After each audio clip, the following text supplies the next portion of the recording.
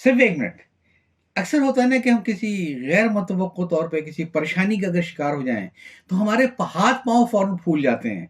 हमें कुछ भी समझ नहीं आता कि अब करना क्या है, इस सूरत हाल से कैसे निकलना है। हमारा दिमाग काम नहीं करता, हम अपनी आंखों से उस आदमी को देख रहे हैं, अपने कानों से उसे सुन रहे हैं, लेकिन हमें कुछ समझ नहीं आता कि हमें इससे कैसे हैंडल करना है। मैं आपसे सिर्फ इतना कहूँगा कि खुदा ना खास्ता कभी ऐसी कोई सूरत हाल हो तो एक तो ये पहली बात तो ये है कि अपने दिल में जो दुआएं मांग के अपने आप को तक़वियत दे सकते हैं वो कोशिश करें। दूसरे, अपने हवास को काबू में रखें। आपके पैनिक हो जाने से आपका मसला हल नहीं होगा, मजीद कॉम्प्लिकेट यकीन हो सकता है।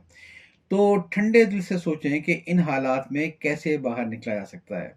अच्छा, निकलने वाले निकल भी लेते हैं।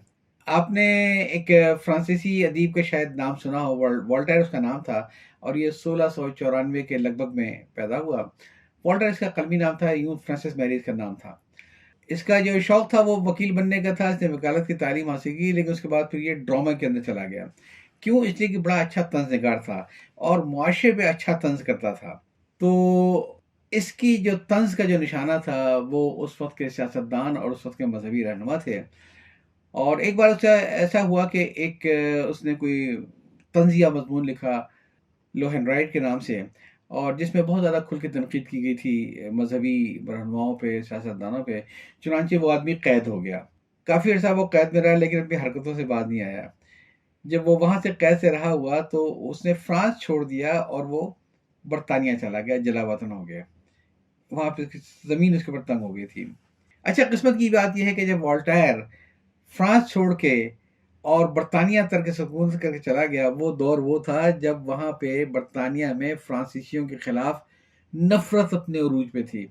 लोग उनके खून के प्यासे हो रहे थे। ऐसे में वो पनाह लेने के लिए पहुंच गया वहाँ पे।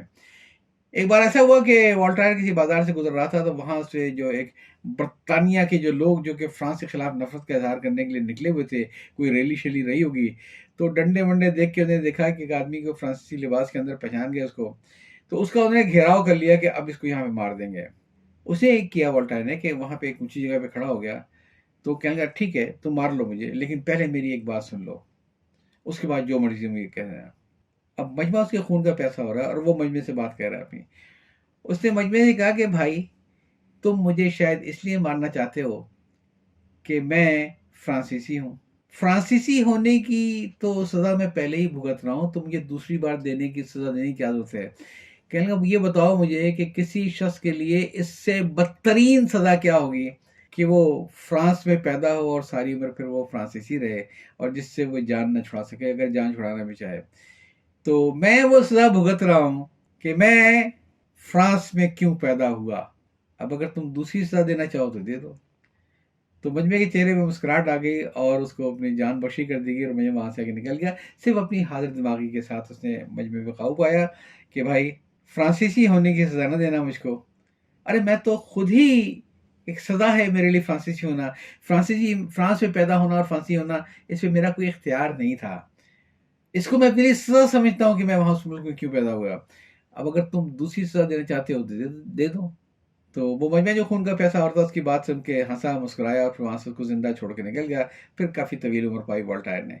तो ज़हन में रखें कि हॉस्टाइल हालात जितने क्यों ना हों, हमेशा दिमाग को हाज़िर रखें और हमेशा कोशिश ये करें कि ठंडे दिल से अपनी स्ट्रेटजी को तय करें और मामलात को हल करें। इजाज़त चाहता हूँ। अल्लाह हाफ़िज़।